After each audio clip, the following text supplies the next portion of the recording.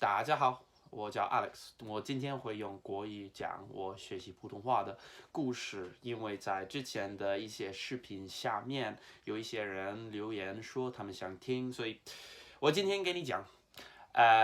其实我觉得我学习普通话的故事跟99%的老外都不一样了，因为我先学了广东话嘛。如果你没有看我其他视频的话，你可能不知道我2015年去了香港留学，然后在那一年内花了很多时间在广东话学习上面，但是那个时候我完全没有碰过普通话。我从香港回来的时候是2016年的5月份，然后我9月就要去伦敦上我最后一年的大学，所以我当时打算用那3、4个月的时间学习普通话。然后因为我从香港回来的时候，我已经能说流利、能够交流的那种广东话。所以我想说普通话的时候，我会先用广东话想起来我想说的意思，然后把普通话的单词来替那些广东话。广东话和普通话的语法没什么大区别，而且很多时候单词都是同源的，而很多时候他们会用的中文字都会是一样的，发音和音调不一样而已。所以因为我已经知道中文的基础，我就集中了我的普通话学习在单词上面，所以我找了 HSK 中文水平考试的一些词汇表，他们有6个等级，第一级有150个最常用的中文词，第二级有300个词，第三级有600个词，等等到第6级。但是因为大多数我要学的普通话也有对应的广东话词，所以那些普通话词我可以背得很快。比如说，广东话的 because 是因为，普通话是因为，广东话的 language 是语音，普通话是语言。所以感觉好像我只要把所有我已经学过的广东话词再学一遍，再学一个第二个发音和音调就好了，已经。所以我就开始把那个 HSK 的词汇表循序渐进的背下来。我也看了很多 YouTube 上的普通话内容，我发现了中国大陆的电视节目特别好懂，因为每个节目都会有字幕，而且中文书面的中文和中国人说出来的普通话没什么大区别，所以我看一个电视节目的时候可以一边看一边听。我从香港回来那个时候，我还是一次都没有去过中国，认识的中国人也少，我也不知道我可以看什么普通话的东西，所以我在 YouTube 上面乱搜索了一下，然后找到了一个电视节目叫爱情保卫战，就是 The Battle of Love，就是两个情侣在一个舞台上向他的男女朋友诉委屈，说对方的某些糟糕的行为，吵架，每天都在变着法的控制我，我做什么都是错的，然后他做什么都是对的。然后旁边有几个爱情导师，就是几个特别懂爱情的老人，其实除了年纪大以外，我都不知道他们有什么资格或者权威去判断别的人。然后那对情侣吵完了之后，那些爱情导师会分享他们的意见，说哪一个错了，哪一个对了。你先学会如何正确的策划自己的爱，好不好？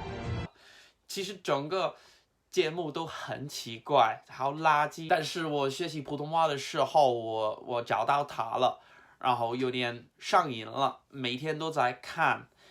一般来说，我不让自己看这种东西，当然每个国家都有，因为我怕我会变弱智，浪费时间。但是学习外语的一个很好的方面是，你可以 guilt free 看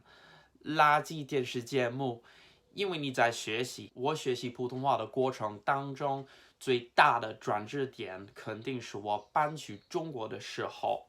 因为虽然我的普通话那个时候还说的一般般，我到了中国之后，每天都有新的机会练习和交流。我也发现了很多中国人不太相信会有一个老外能说流利的中文，或者能听懂流利的中文。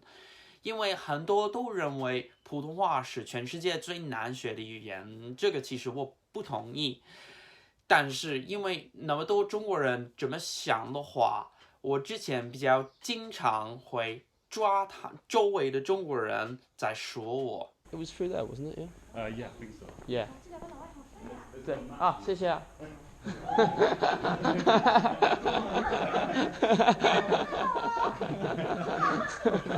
在中国大陆，我也发现了口音是一个特别大的一个障碍。我记得我去了北京之前，我有一个内地朋友跟我说过，北京人的普通话是最好懂的、最标准的。但是我到了北京之后，我发现了绝大部分北京人的普通话并不标准，其实好难啊。我觉得我在北京已经生活了差不多1个月的时间，才开始真正的听懂他们在说什么。然后我离开北京去中国的南方的时候，我就更困难了。我感觉好像每一个地方都需要起码1个星期的时间才能适应他们的口音。我学习普通话的时候没有做得很难，没有学习广东话那么难，也没有德语或者日语那么难。主要的是因为我可以靠广东话去学习普通话。一开始有一段时间，我会经常混淆广东话和普通话，像说普通话的时候会不小心说广东话出来，像说广东话的时候会不小心说普通话出来。但是后来那2个语言已经说了一段时间之后，我就发现了他们互相有帮助。因为我能说普通话，广东话就更好记了。因为我能说广东话，普通话就变了，更好记了。对于我来说，学习普通话的最难的一部分仍然是学习那么多跟西方语言完全没有关系的词。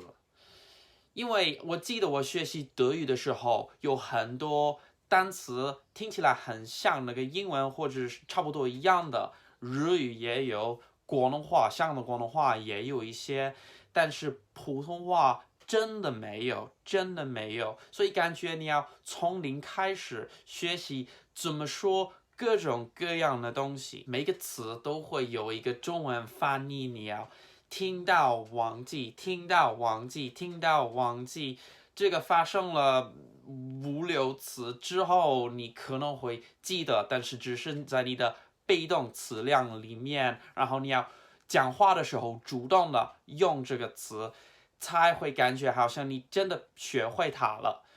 这个是最浪费时间的一部分。我觉得成功得把一个语言学会，最重要的因素还是时间。我觉得如果你可以经常投入的